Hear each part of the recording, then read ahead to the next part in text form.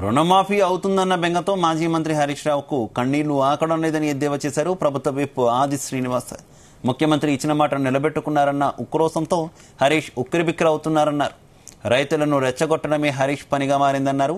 రైతులపై అంత ప్రేమ ఉంటే కేసీఆర్తో హరీష్ రావు ఎందుకు ఒక ప్రకటన కూడా చేయించలేదని ప్రశ్నించారు. గతంలో బీఆర్ఎస్ ప్రభుత్వం రుణమాఫీకి అనుసరించిన విధానాలనే తమ ప్రభుత్వం అనుసరించిందన్నారు. తాము కొత్తగా ఎలాంటి నిబంధనలు పెట్టలేదని స్పష్టం చేశారు. హరీష్ రావు గారు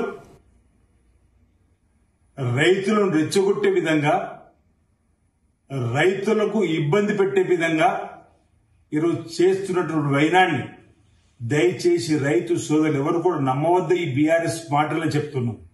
బీఆర్ఎస్ పార్టీ అధికారులు ఉన్నప్పుడు ఏదైతే రైతు రుణమాఫీకి నిబంధనలు పెట్టినరో అవే నిబంధనలు ఈ 2 లక్షల రుణమాఫీ కోసం కూడా తీసుకున్న సందర్భాన్ని గుర్తు చేస్తూ ఈరోజు మా గౌరవ ముఖ్యమంత్రి రేవంత్ రెడ్డి గారు రైతు రుణమాఫీ చేసి తీరాల్సిందని ఇచ్చిన మాట కట్టుబడులని రుణ విముక్తం చేస్తున్నాం. కొత్తగా రుణాన్ని తీసుకునేటువంటి కార్యక్రమం ఏర్పడేస్తున్నాం. ఈరోజు రైతుల కళ్ళల్లో ఆనందం కనిపిస్తుంటే ఈరోజు దుఃఖంలో మునిగిపోయినటువంటి పరిస్థితి హరీష్ రావు గారిది, కేటీఆర్ గారిది. ఈరోజు హరీష్ రావు ఏవేవో మాట్లాడుతున్నాడు. 2 లక్షల పైన ఎందుకు కట్టాలి మేము అంటున్నాడు. ఈ రైతు రుణమాఫీని రుణ విముక్తులు చేయాలని చెప్పనేటువంటి కాన్సెప్టే కదా. రైతుల గురించి బీఆర్ఎస్ నాయకులు హరీష్ రావు గారు, కేటీఆర్ గారిని ఎంత తక్కువ